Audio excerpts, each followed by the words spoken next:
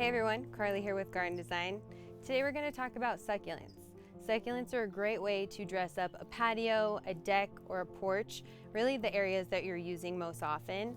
And you can see them in containers or bowls or other arrangements. And every few years, it's a good idea to just take a look at them, clean them up a bit, because succulents can outgrow their container and get a bit leggy.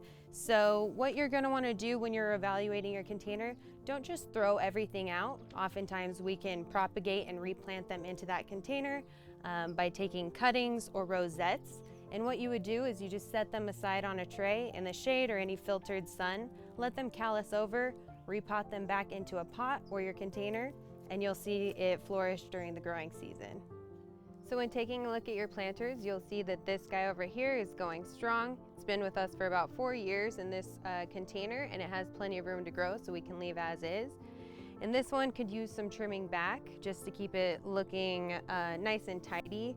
And then we have this, for example, this pinkish colored succulent that's gotten a little bit leggy. What we can do is trim back that rosette, let it callus over, and then replant it into a new container. So we're going to jump right into our new variations of succulents and cleaning up the containers as a whole. So let's take a look and see what we have. So when we're assessing our current container, we're going to look at what can stay and what can be repurposed. So these guys here are a bit old and tattered, so we'll want to just remove this section altogether and make room for some new variations that we've picked up. And then this guy here, as you can see, is quite overgrown. So we're going to trim back some of these areas that look a bit weathered and wilted, and then we can make room for some of the areas that look nice and healthy so they have room to grow. And then this section here, we'll go ahead and remove that succulent altogether and make room for a new variation that we have as well. But we can take some of these cuttings and use them for propagation in new containers or in this current container. All right, so as you can see, we have our containers semi-assembled here. What we did was remove some of the soil, and that was just to make room for some of our new variations that we've worked in. We kept the aloe here, and we trimmed back this succulent like we talked about. We also removed this one altogether and added in this really vibrant red pop of color. And I also wanted to add in some flowers into the succulent arrangement just to give it a little bit more color. So you can see the pinks and the reds that we've incorporated here.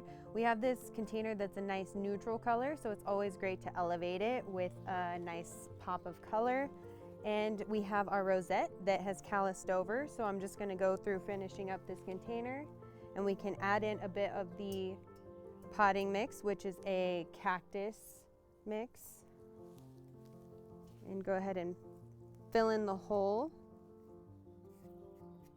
And then you can take your rosette and just plant it firmly into the soil. And it's all set.